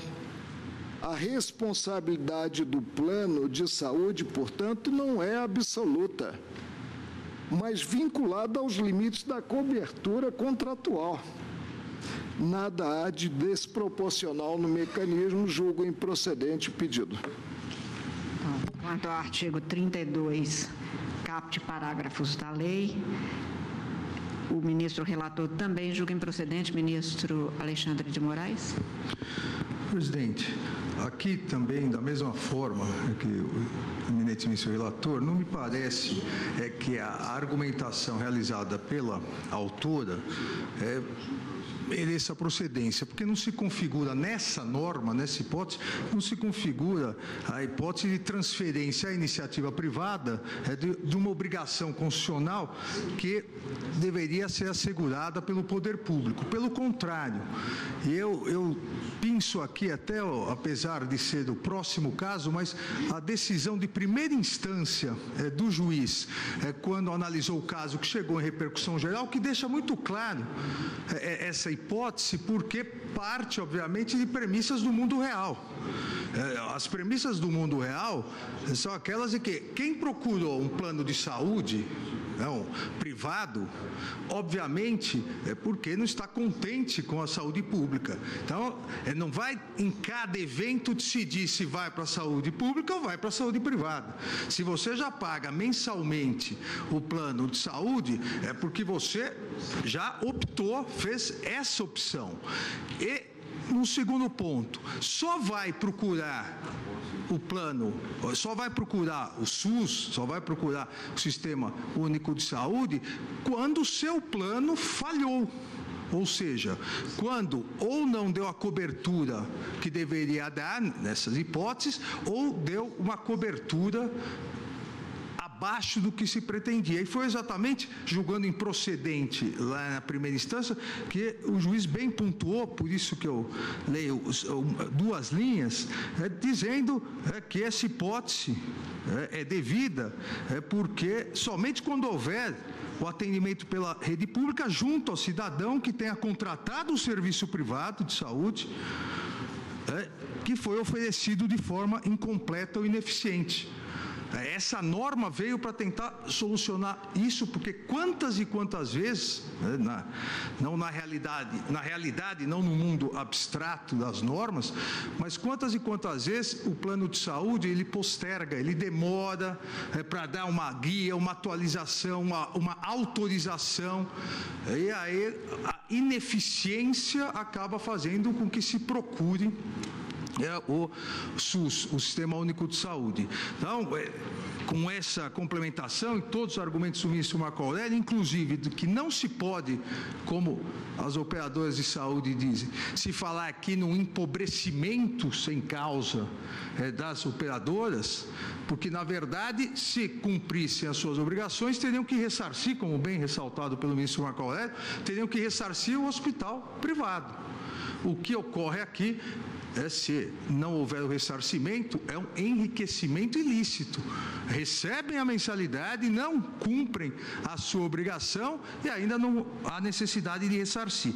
E eventuais abusos no ressarcimento, como bem também destacou o ministro relator, vão ser apurados no procedimento administrativo. Então, ao meu ver, também não há nenhuma... Vossa Excelência me permite? Por favor.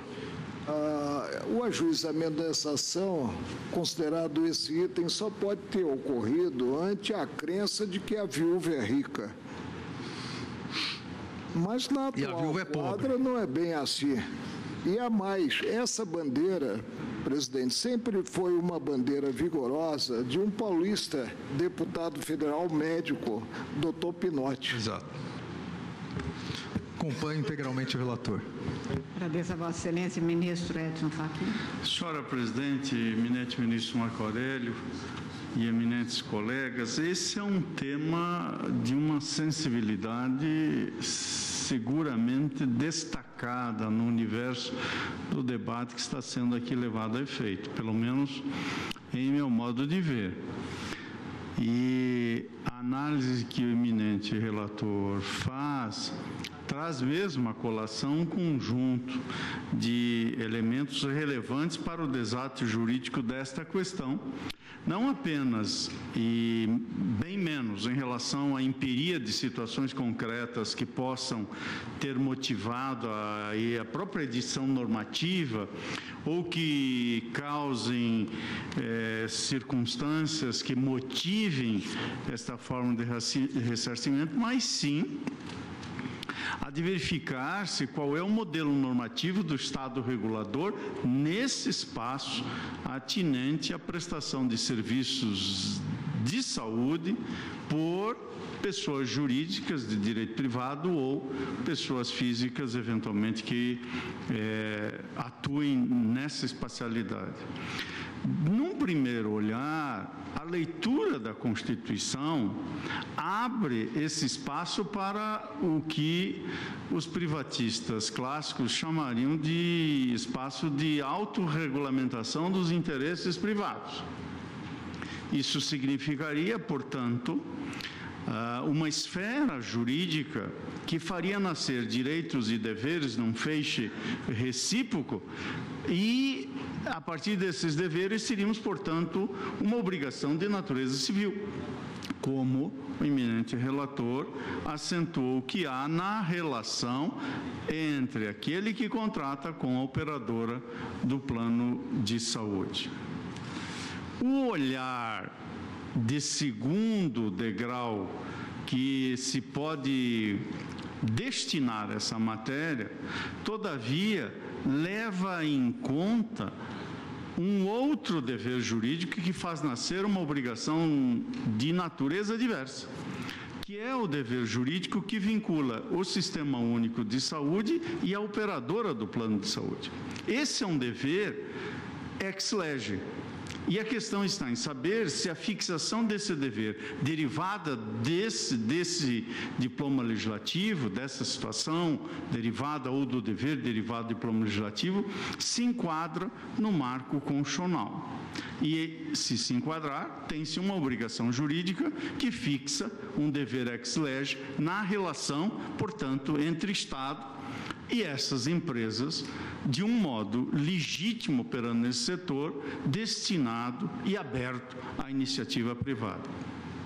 Eu estou fazendo esta ponderação para voltar à frase inicial que fiz nessa declaração de voto, por entender que aqui tem-se mesmo um debate sobre o desenho normativo do Estado regulador e da participação dos empreendimentos, obviamente legítimos, da iniciativa privada ou da livre iniciativa, também nesses espaços regulados. E a conclusão que cheguei, sem embargo, de reconhecer a sensibilidade e a delicadeza do tema, vai ao encontro da conclusão que o eminente ministro Marco Aurélio também chegou. O professor Antunes Varela, num dos seus clássicos publicados no Brasil, que diz respeito à configuração jurídica de direitos e obrigações, utilizava uma expressão que me parece ter cabimento aqui, porque ele saía do binômio licitude e licitude. Referia-se a ele à atribuição patrimonial sem causa, que quando há um ingresso, mas esse ingresso deixa de ter a causa legítima que efetivamente teria.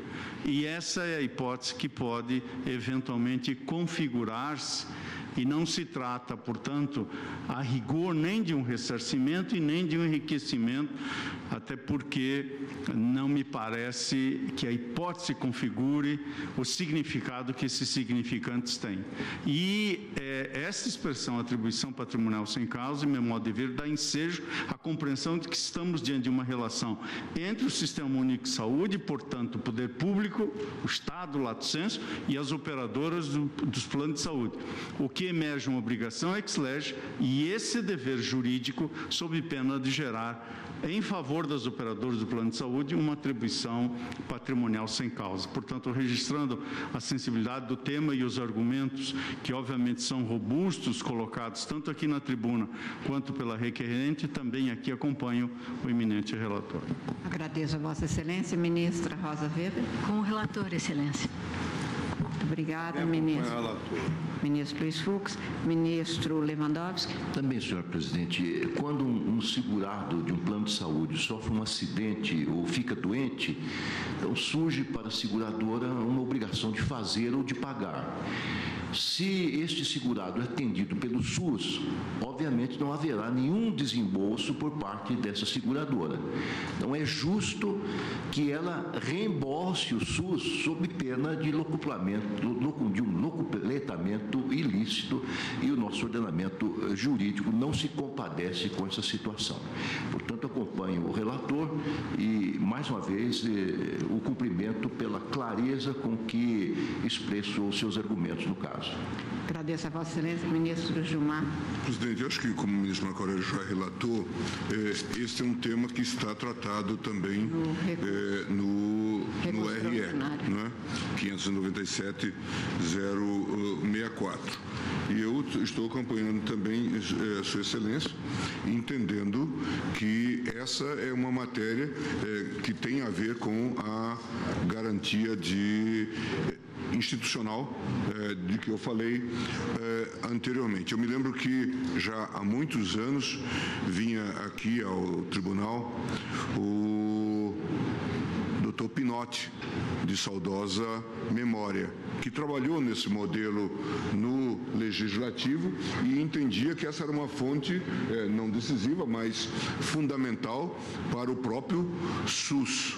E insistia que nós resolvêssemos essa pendenga, porque, embora não tivéssemos dado liminar, dizia ele, os questionamentos na esfera de primeiro grau, nos tribunais, levava ao não fluxo contínuo desses recursos para o âmbito do SUS, que, como nós sabemos, tem carências de financiamento. E ele dizia, isto é um elemento importante nessa nova racionalidade que se pretende dar a essa garantia institucional, essa integração da contribuição do poder público, claro, com receitas originárias, mas também essas receitas complementares que viriam do sistema privado, né, do seguro privado, de modo que eu acompanho o relator.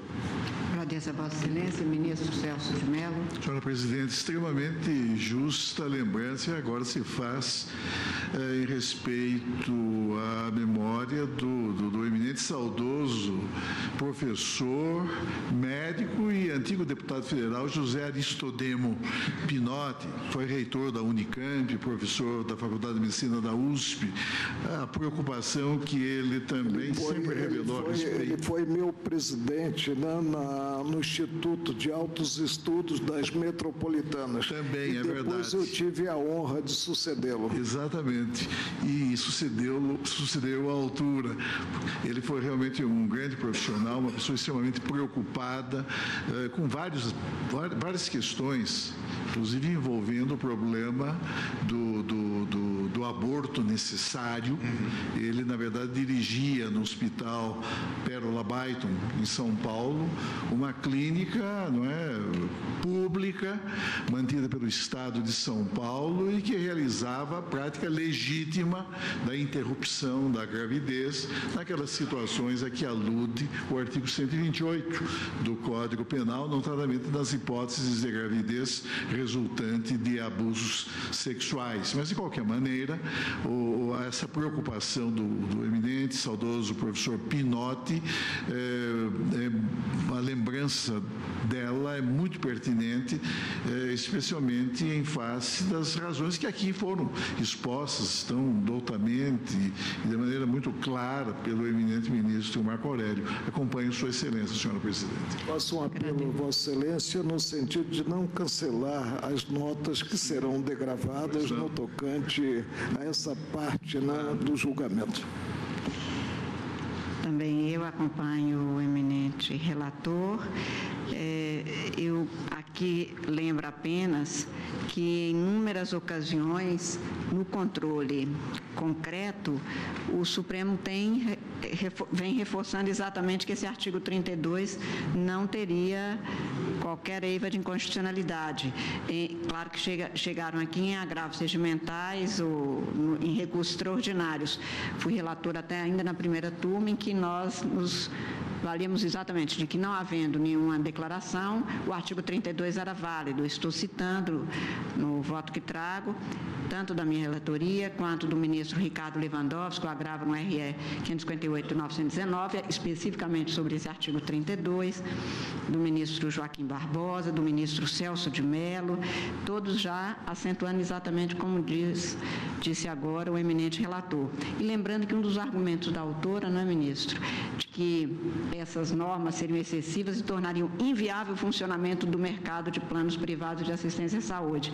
Não procede porque, tantos anos depois, o que se constatou foi exatamente um incremento sensível destes planos, a demonstrar que este, além de não ser um argumento jurídico determinante, não tinha procedência. E eu acompanhei às inteiras o voto de Vossa Excelência e, portanto, quanto ao artigo 32, caput de parágrafos, o plenário, por unanimidade, acompanhando o voto do ministro relator, tem por improcedente a arguição. Vossa Excelência prossegue. Presidente, agora a cobra começa a fumar, e eu diria já fumou, no que o plenário deferiu a uma só voz a medida cauteladora.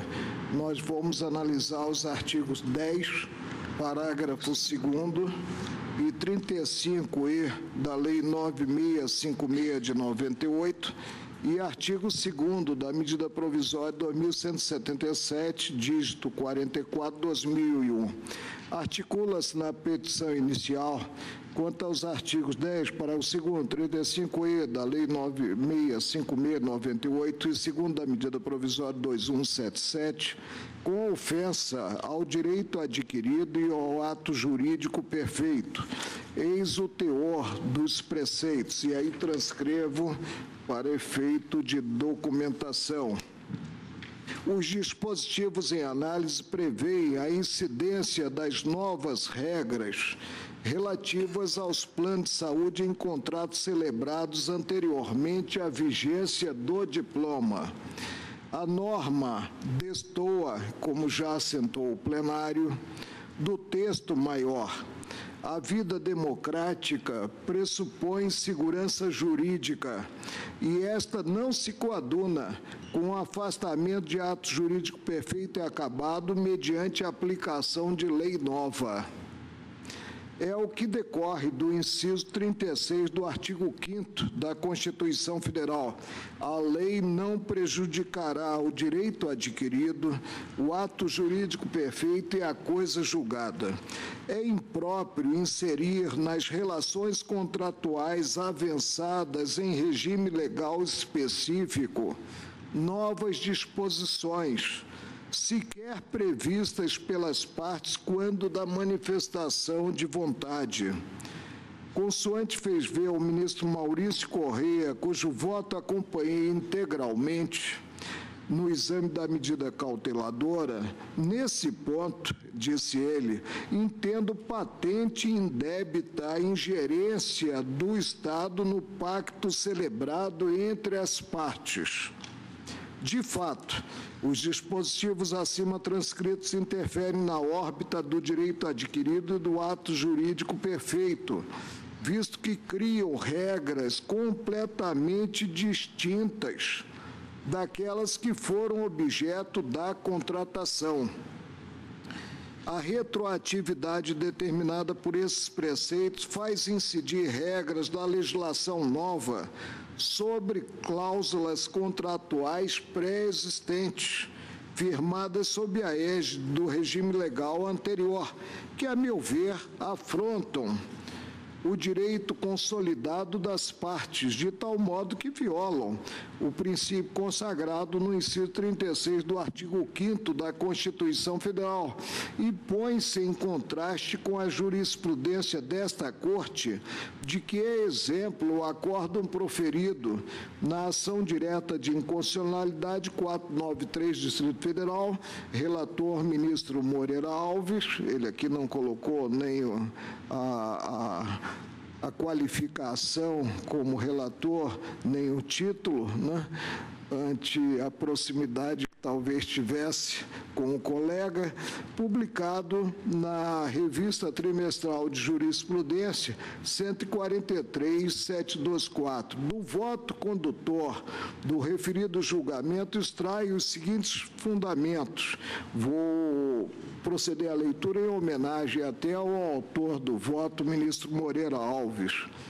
Pouco importa que as normas impugnadas nesta ação direta sejam normas de ordem pública, tendo em vista o interesse público desse sistema, pois, como acentuei exaustivamente na parte inicial deste voto, também as normas de ordem pública e direito público estão sujeitas à vedação constitucional do artigo 5º, inciso 36 da Constituição Federal. Aí ele transcreve o preceito que eu já li. Apesar de impostas pela lei certas cláusulas como obrigatórias num contrato, uma vez apostas a ele, passam a integrá-lo como fruto de ato de vontade, inclusive da parte que a ele adere, e, consequentemente, daí resulta que esse contrato, como ato jurídico perfeito, tem os seus efeitos futuros postos a salvo de modificações que lei nova faça com relação a tais cláusulas, as quais somente são imperativas para os contratos que vierem a celebrar-se depois de sua entrada em vigor. Não há ato jurídico parcialmente perfeito, conforme suas cláusulas decorram da autonomia da vontade ou resultem de normas de ordem pública, para pretender-se que aquelas são infensas à retroatividade, ao passo que estas estão sujeitas à modificação imediata, que nada mais é, como já se viu, uma das espécies de retroatividade. Essa distinção, em última análise, volta ao problema da retroatividade das leis de ordem pública, ou seja, das leis cogentes, pois são leis dessa natureza que, em direito privado ou em direito público, impõem às partes contratantes a adoção de cláusulas contratuais imperativas.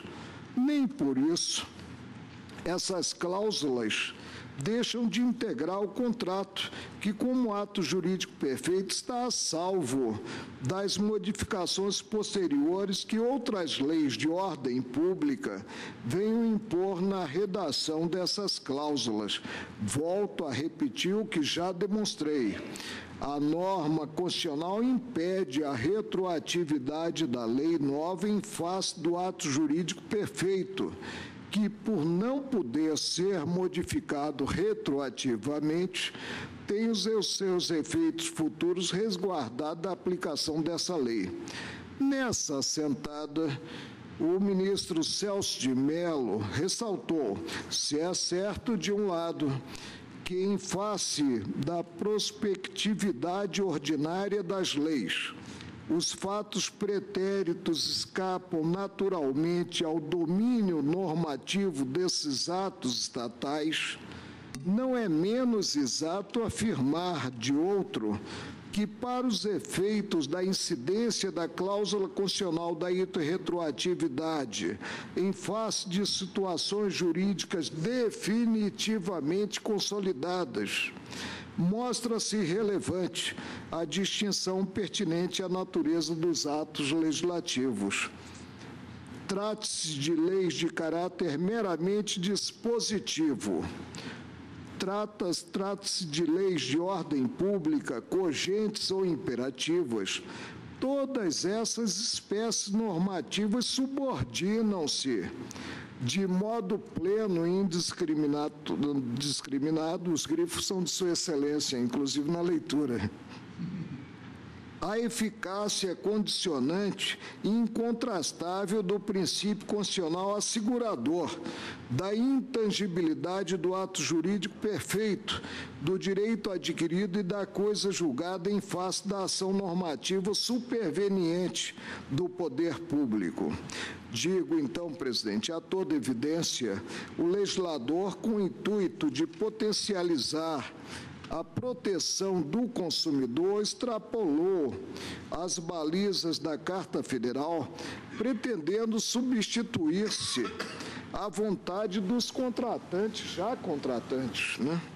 Salta aos olhos a inconstitucionalidade, como foi frisada pelo plenário quando examinou o pedido de concessão de implemento da medida cauteladora, sem discrepância de votos. Ante o quadro, reafirmo o entendimento externado no exame do pedido liminar para julgar parcialmente procedentes os pedidos, declarando a inconstitucionalidade dos artigos 10, parágrafo 2º, e 35E da Lei 9.656 de 98, bem assim do artigo 2º da Medida Provisória 2.177, dígito 44/2001. É como voto, chegamos ao final. Pois não, agradeço a Vossa Excelência, ministro Alexandre de Moraes. Acompanho o relator.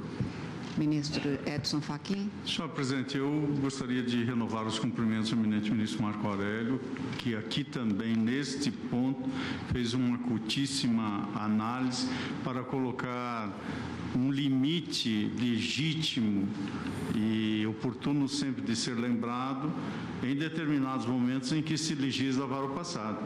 E, portanto, para dar segurança jurídica e estabilidade às relações que derivam da vida concreta, o ato jurídico perfeito e o respeito no seu perfazimento, ainda que se trate de uma relação jurídica de trato sucessivo contínuo, há de ser seguramente observado.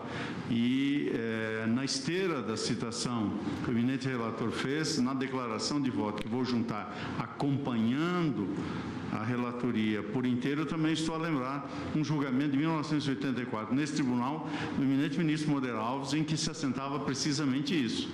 Há uma incidência no tempo da contratação e, evidentemente, isso significa o respeito legítimo a esse pacto que o eminente relator acaba de traduzir. Acompanho, portanto, integralmente. Agradeço a Vossa Excelência, ministra Rosa Weber. Eu também, senhora presidente, confirmo a liminar no tópico, acompanhando o eminente relator, a quem volto a parabenizar pelo voto proferido. Agradeço. Ministro Luiz Fux. Senhora presidente, a rácio da irretroatividade da lei em relação ao ato jurídico perfeito é exatamente não surpreender as partes, respeitando a segurança jurídica, por conta desses atos em que surgem obrigações novas.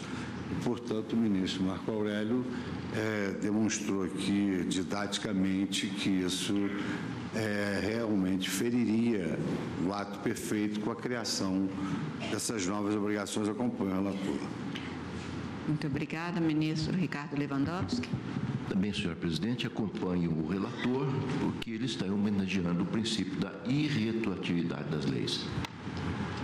Agradecendo, ministro Gilmar Mendes. Também. Ministro Celso de Mello. Também eu, senhora presidente, eu, enfim, tenho voto a respeito dessa matéria. Eu vou, para efeito de registro e documentação, juntá-lo aos autos, mas de qualquer maneira é sempre importante enfatizar os aspectos que foram tão bem realçados pelo eminente ministro Marco Aurélio a respeito dessa norma de sobredireito inscrita na cláusula de salvaguarda que protege, preserva e faz respeitar a incolumidade de situações jurídicas definitivamente consolidadas.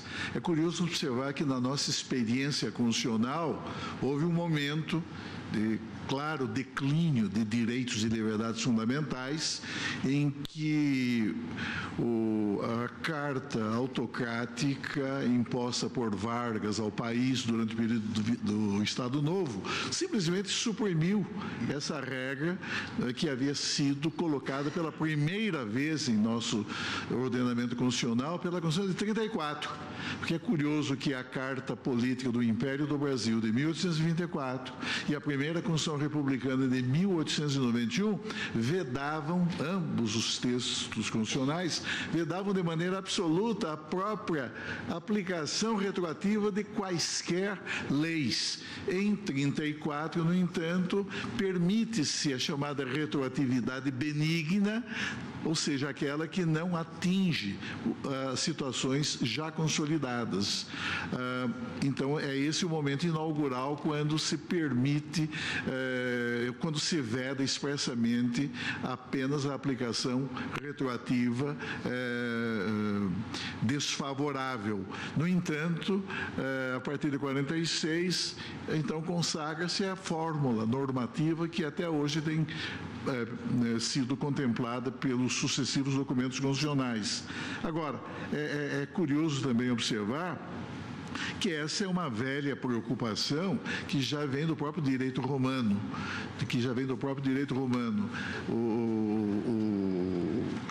O professor Reinaldo Porchat, professor de Direito Romano nas Arcadas, já na década de 20, cuidava especificamente dessa matéria, embora sob a égide da Constituição de 1891.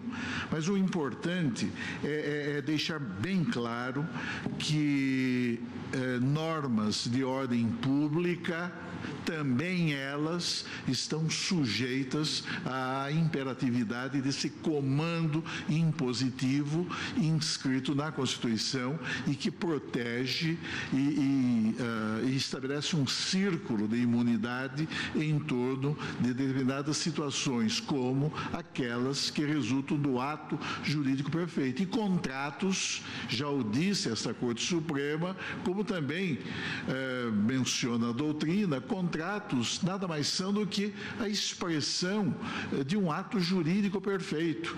E a esse respeito, ainda que se discuta a questão em face dos diversos graus de retroatividade a que se referiu o saudoso professor Matos Peixoto, do Rio de Janeiro, não é? Retroatividade mínima, retroatividade média ou retroatividade máxima, não importa, o fato é que essa cláusula, ela incide sempre e, portanto, é oponível, inteiramente oponível ao legislador, quando este, a pretexto de editar normas de ordem pública, busca, no fundo, estabelecer regras com projeção retroativa. E só para concluir, senhora presidente, eu sempre relembro, em votos que aqui profiro, o magistério expressivo do saudoso professor Vicente Rau, professor de Direito Civil. Ele observa a inexistir qualquer dúvida sobre as relações anteriormente consumadas que se extinguiram durante a vigência da norma anterior, produzindo os efeitos que eles eram próprios, advertindo que a nova norma jurídica jamais poderia alcançar para alterá-los ou destruí-los os fatos, os atos, os direitos e obrigações deles resultantes e seus efeitos praticados e esgotados sob o império da norma antiga. Porque o que foi feito, diz ele, feito está para sempre, concluindo a sua lição, apoiando-se nas sábias palavras de Portali. Diz ele, a inviolabilidade do passado. E é disso que se cuida, a inviolabilidade do passado, não é, que se apoia nos facta pretérita, é princípio que encontra fundamento na própria natureza do ser humano. O passado pode deixar de sabores, mas põe termo a todas as incertezas. Seria agravar a triste condição humana querer mudar através do sistema da legislação o sistema da natureza, procurando para o tempo que já se foi fazer reviver as nossas dores, sem nos restituir, contudo, as nossas próprias esperanças. Mas nisso reside o próprio telos, a própria finalidade da cláusula de salvaguarda que protege a incolumidade de situações jurídicas definitivamente consolidadas. Resguardar a inviolabilidade do passado. Eu acompanho integralmente o preciso voto do eminente ministro Marco Aurélio nesse ponto. Também eu acompanho integralmente o voto do ministro Marco Aurélio, com todas as achegas aqui trazidas, especialmente agora, no brilhante voto do ministro Celso de Mello, e proclamo o resultado.